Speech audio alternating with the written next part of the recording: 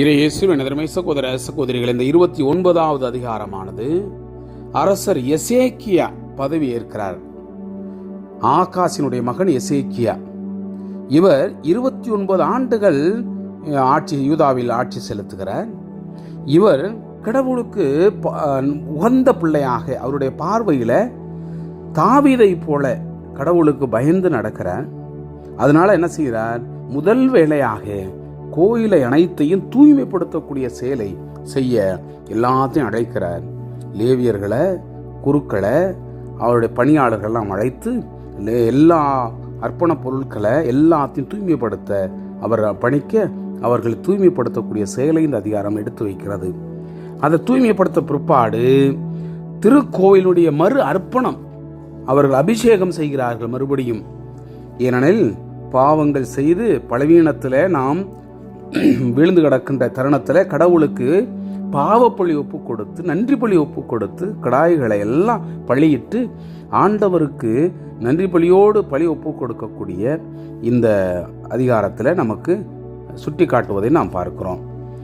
காத்து இறைவாக்கின, நாத்தான் இறைவாக்கின ஆகியோருடைய கட்டளைகளையும் ஏற்ப இவர் எல்லா விஷயங்களையும், தம்புராக்கள், கைத்தலங்கள் எல்லாத்தையும் போட்டு அவர் கடவுளுக்கு நன்றி பலியை ஒப்பு கொடுத்து புகழ்வதையும் போற்றுவதையும் தான் இந்த அதிகாரம் எடுத்து வைக்கிறது.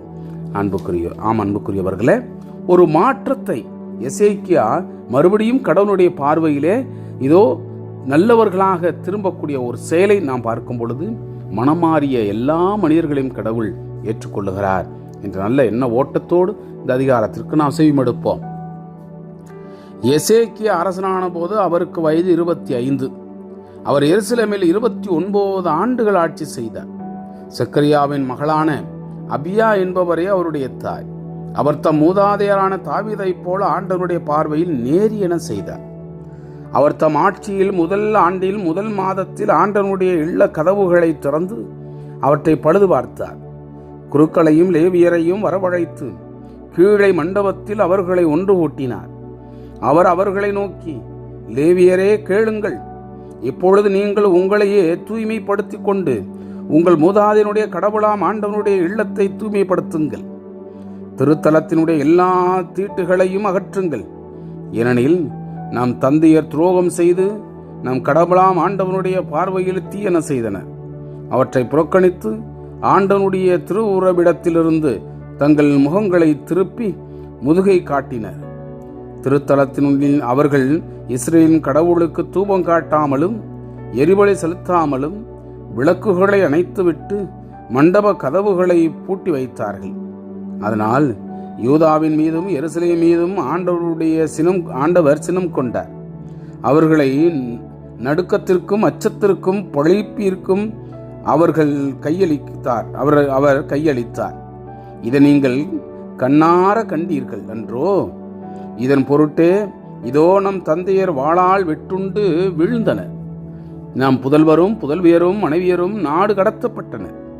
இப்பொழுது இஸ்ரேலின் கடவுளாம் ஆண்டவருடன் ஒரு உடன்படிக்கை செய்ய என் மனம் முடிவு செய்துள்ளது. அப்பொழுதுதான் அவரது வெஞ்சினம் நம்மை விட்டு நீங்கும். ஆதலால் என் புதல்வர்களே, நீங்கள் வாளாவிருக்க வேண்டாம்.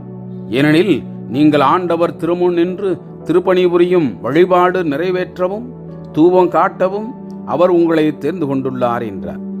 அப்பொழுது கோகாத்தியரில் ஆமாசியினுடைய மகன் மாகாத்து, அசரியாவினுடைய மகன் யோவேல், மெராரியில் அப்தியின் மகன் தீசு, எகல்லேலினுடைய மகன் அசரியா, கெர்சோனியரில் சிம்மாவினுடைய மகன் யோவாறு, யோவாக்கின் மகன் ஏதேன், எலிசாபான் புதல்வரின் சிம்ரியும் எரியேலும், ஆசாப்பு புதல்வரில் செக்கரியாவும் மத்தனியாவும், ஏமான் புதல்வரில் ஏகுவேலும் சிமரியும், எதுத்தூன் புதல்வரில் செமையாவும் உசியேலும் ஆகிய லேவியர் எழுந்து தங்கள் சகோதரர்களை ஒன்று திரட்டி தங்களையே தூய்மைப்படுத்திய பின் அரச கட்டளைக்கும் ஆண்டவனுடைய வாக்குக்கும் ஏற்ப ஆண்டவனுடைய இல்லத்தை தூய்மைப்படுத்த நுழைந்தார்கள்.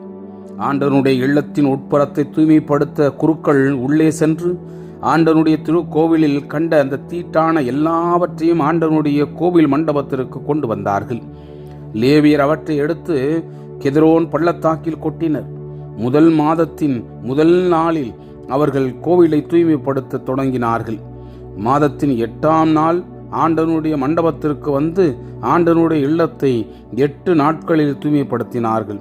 ஆக முதல் மாதத்தினுடைய 16ஆம் நாளில் இப்பணியை முடித்தார்கள்.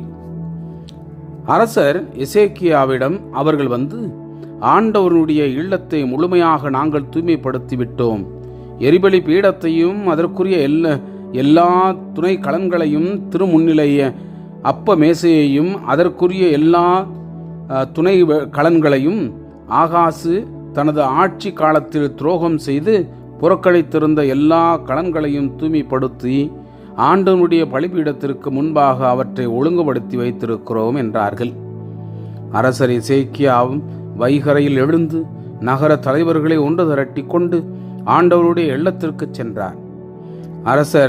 அரசருக்காகவும் திருத்தலத்திற்காகவும் யூதாவுக்காகவும் பாவம் போக்கும் பழி ஒப்புக் கொடுக்க அவர்கள் 7 காளைகளையும் 7 ஆட்டுக்கடாய்களையும் 7 ஆட்டுக்குட்டிகளையும் 7 வெள்ளாட்டு கடாய்களையும் கொண்டு வந்தார்கள்.